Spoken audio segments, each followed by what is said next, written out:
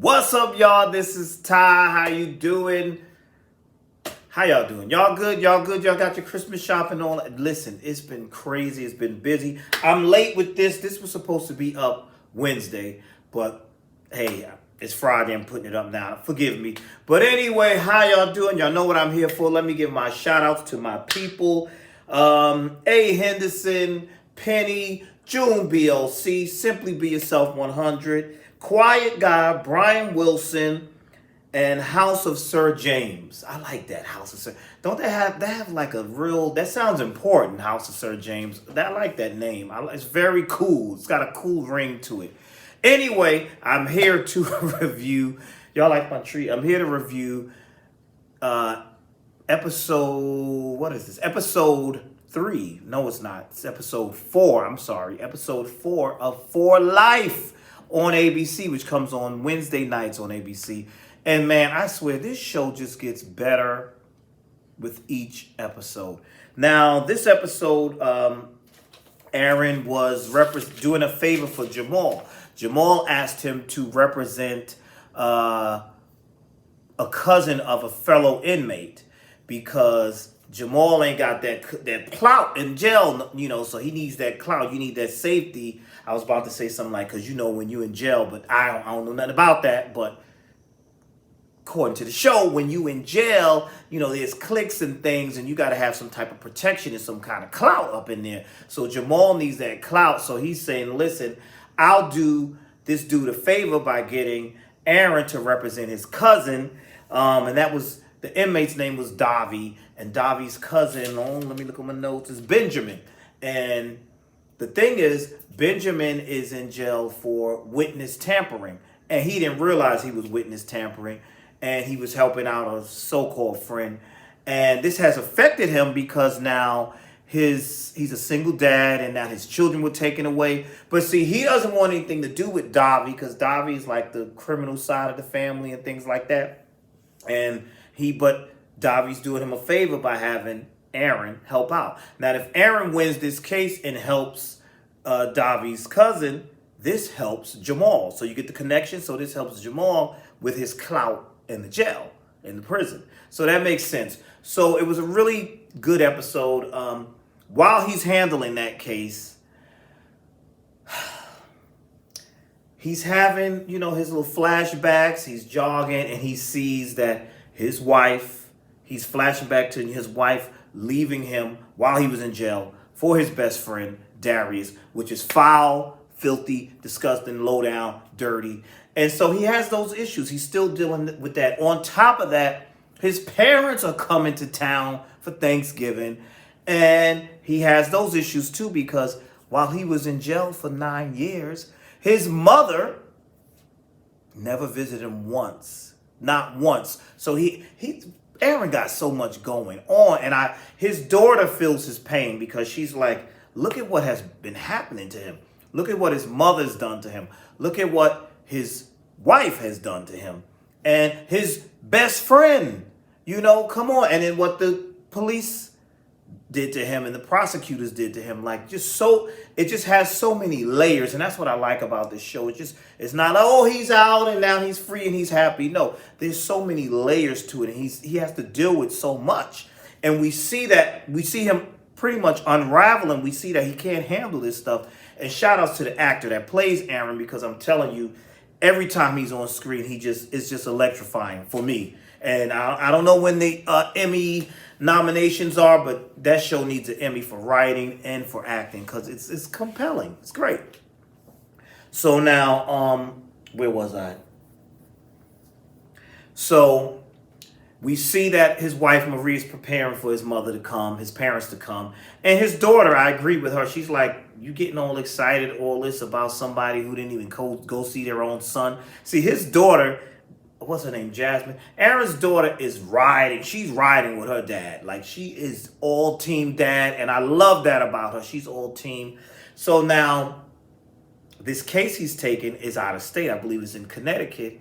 And he has to get up there to represent. But, he's on parole. So he has to let Scotty, his parole officer, know. And Scotty's by the book with certain things. He's like, get me that documentation and the things that you need and what have not. And so The parents come to the house, and it's a little bit of a, whatever. His mother is throwing shade at Marie. She's like, "Oh, where's Darius? Oh, must be something for this man to be locked up for 9 years, and you have his best friend move in here for 1 year." And she said, pretty similar to you not going to see your own son for 9 years, and that's your son. And she said, "I have my reasons." So they was taking little pot shots at each other, and I like that little exchange. And we see in this episode, I would take more sides with the mother than the wife, because the wife, you still did more dirt by, why the best friend? Why the best friend? That's just irking me. I would not do that to my friend, and I hope my friend won't do that to me. Come on, where's the lawyer? What's going on here?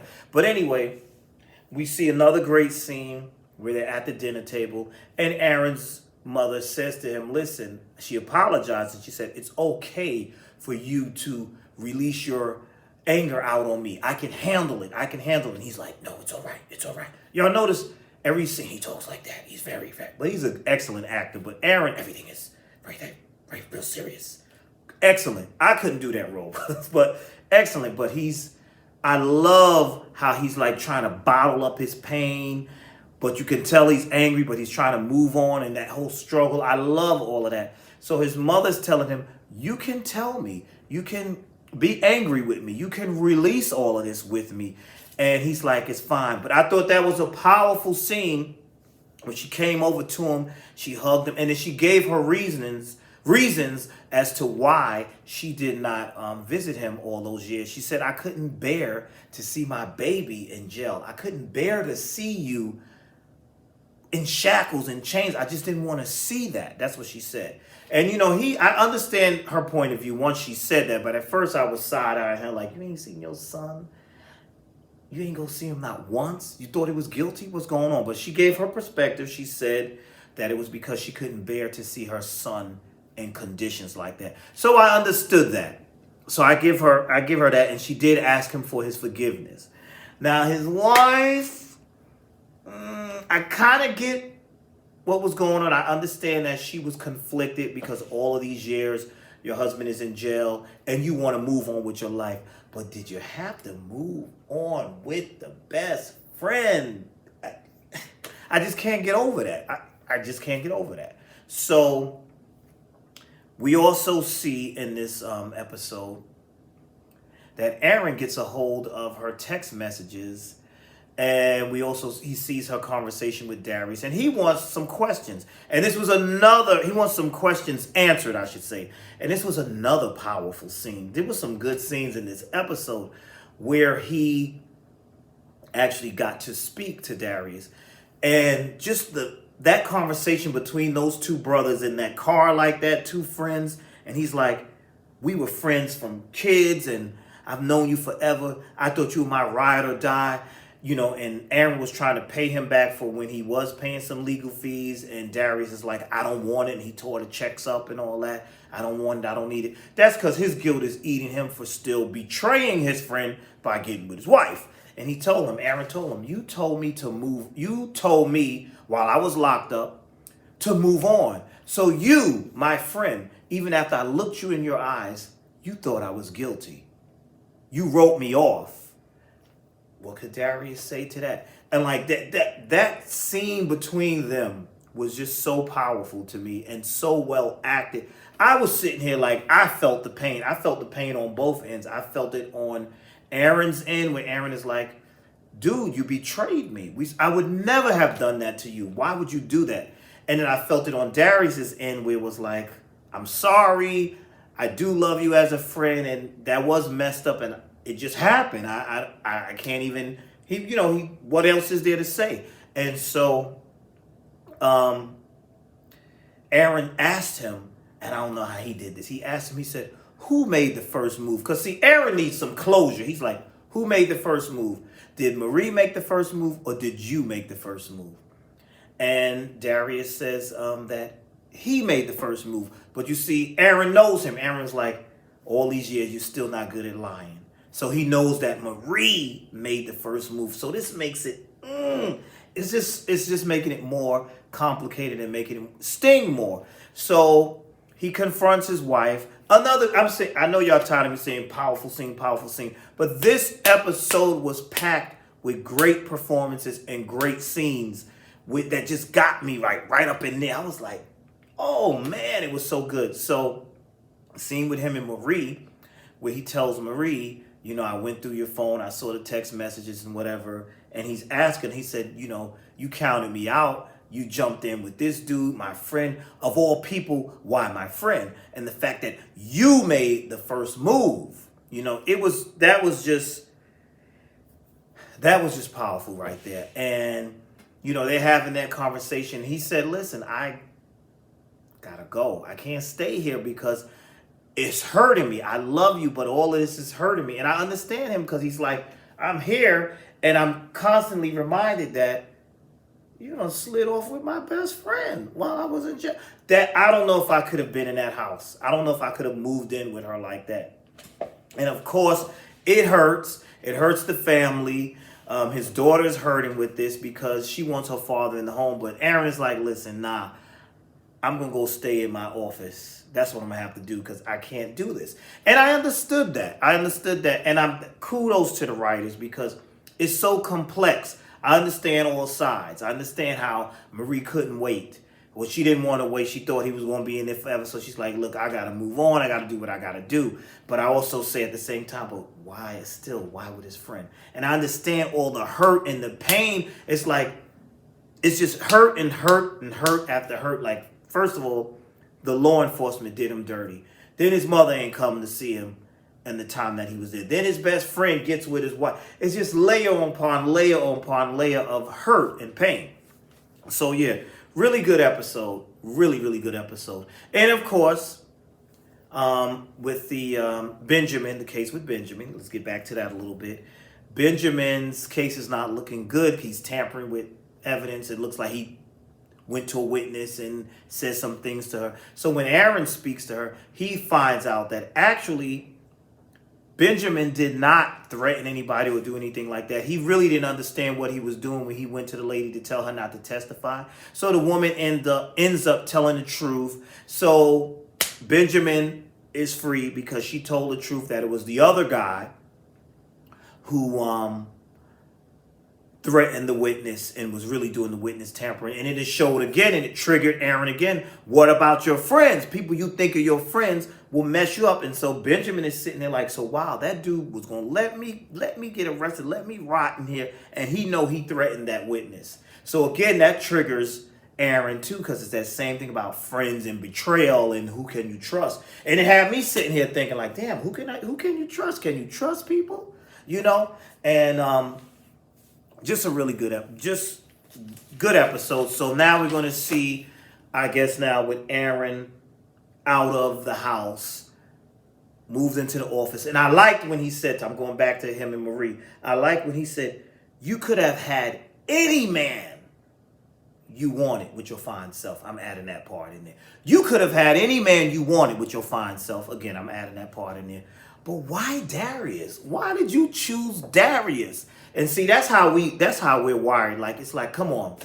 I would have said the same thing. Like, everything he said, I would have told him. And he was like, he wants to rebuild, but he couldn't. So that was pretty much it for me for this episode. I liked it. I really enjoyed it. I'm really enjoying this show. What were your thoughts on this episode? I'm liking, because I'll be honest, the first season dealt with him trying to get out of jail. So when he finally got out of jail at the beginning of this season, I was saying to myself, now how are they going to do this? How are they going to make it complex? And I see they're showing the other side, how it is to deal with it while he's outside. Excellent. The writers, I take my hat off to y'all. Also, a fun fact, and y'all, we got to shout out Quiet Guy, because Quiet Guy put it down in the comment section in the last video.